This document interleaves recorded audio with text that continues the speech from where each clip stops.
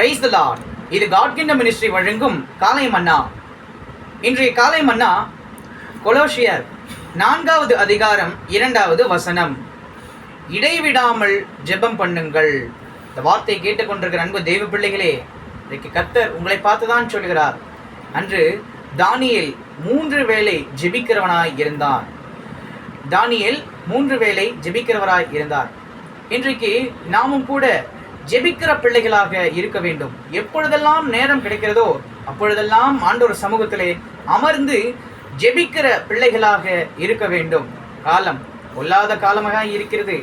காரியங்கள் உலகத்திலே நடந்து கொண்டிருக்கிற காரியங்கள் மிக கொடிய காரியங்களாய் நடந்து கொண்டிருக்கிறது.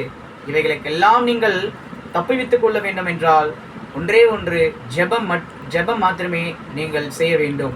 உங்களுக்கு எப்பெல்லாம் நேரம் கிடைக்கிறதோ அப்பெல்லாம் நீங்கள் ஜெபிங்க. கர்த்தர் இந்த பொல்லாங்கான கொடிய காரியங்களிலிருந்து உங்களை தப்புவித்து உங்களை அவரே வழிநடத்துவாராக. ஆமென்.